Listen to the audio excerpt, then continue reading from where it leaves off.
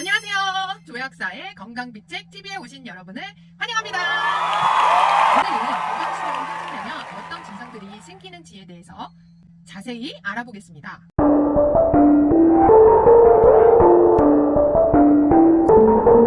교감신경이 항진되면 첫 번째, 위장관 쪽에 가장 큰 문제가 생기고, 두 번째는 몸속에 열이 편중이 되면서 여러 가지 문제들이 생기게 되고 건조증과 메마름증이 생기게 됩니다. 세 번째는 면역학적으로 봤을 때 여러 가지 문제가 생기는데, 자가 면역 질환이라든지 암 등이 그 대표적인 질환이라고 할 수가 있습니다. 생활 습관에도 많은 변화가 생기는데 어떤 변화가 있는지 알아보고, 또 마지막으로 어떤 사람이 교감신경이 항진되기가 쉬운지 알아보겠습니다. 첫 번째로 위장관에 문제가 생기면 일단은 변을 매일 보지 못하게 됩니다. 소화가 잘 안 되고, 소화가 안 되니까 밥을 조금 먹게 됩니다. 또 고기 같은 것은 소화를 못 시키시는 분들이 있는데 소화액이 안 나오기 때문입니다. 교감신경이 항진되면 침도 안 나오고 눈물도 안 나오고 모든 액이 나오지가 않습니다. 그래서 몸이 건조해지고 메마름증에 시달리게 됩니다. 역류성 식도염이 생기고, 음식이라는 것은 밑으로 내려가야 되는데 내려가지 못하니 거꾸로 올라오게 됩니다. 또 장이 차지고, 그런데도 겨울에는 찬 음료나 아이스크림이 먹고 싶은 증상이 생깁니다. 술을 원래 드셨던 분들은 계속적으로 술을 드시고 싶고, 단 음식이 또 많이 드시고 싶은 경우가 생기는데, 단 음식은 교감신경이 항진되면 탄수화물을 산소 없이 분해하는 해당 과정을 통해서 에너지를 생성하기 때문에 단 음식이 많이 당기게 됩니다. 그래서 설탕이 들어있는 젤리나 사탕, 초콜릿, 단 음료, 빵, 케이크 등을 드시는데, 이런 걸 많이 드셔도 살이 잘 안 찌는 것을 볼 수 있습니다. 그만큼 교감신경이 항진돼서 몸이 막 돌아간다는 뜻입니다. 침이 안 나와서 입이 마르고, 커피를 많이 마시게 됩니다. 교감신경이 항진되면 에너지 체계가 해당 체계로 들어가기 때문에 지구력이 없어서 항상 피곤함을 많이 느껴서 카페인이 들어있는 음료를 많이 마시게 되는 경우가 많습니다. 물을 먹지 않는다, 이런 분들일수록 오히려 물을 많이 드셔야 되는데 오히려 물이 당기지가 않고 물을 많이 먹지 않게 됩니다.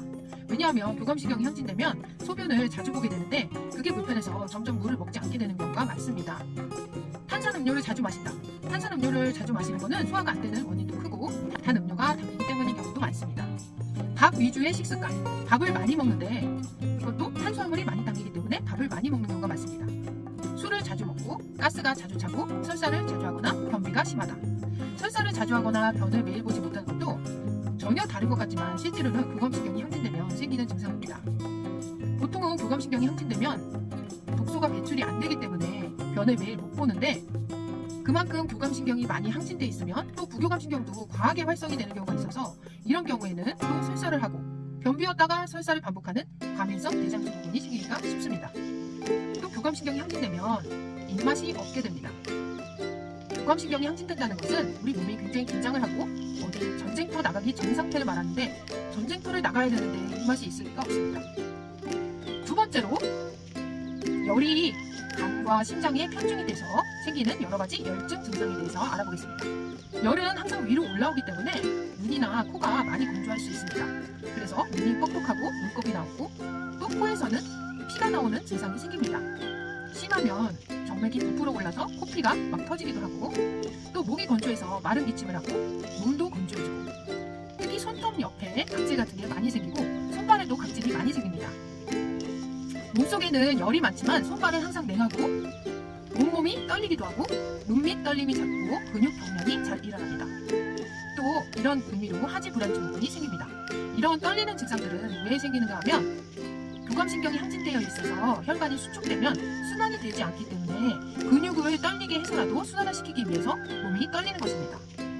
이렇게 순환이 되지 않으니까 손발도 차고, 또 열이 편중이 많이 되어 있기 때문에 열을 빼기 위해서 생리양이 많아지기도 합니다. 혈이 부족한데 억지로 생리를 떼어내다 보니까 생리통이 심해지기도 하고, 겨울에는 찬물을 먹고, 그래서 겨울에도 알을 먹는 분들이 많은데 바로 심장에 열이 많기 때문에 따뜻한 물을 먹을 수가 없고 찬 것을 자꾸 먹게 되는 것입니다. 추위도 많이 타고 더위도 많이 탑니다. 그런데 혈관이 항상 수축되어 있기 때문에 또 부종이 없는 경우가 있습니다.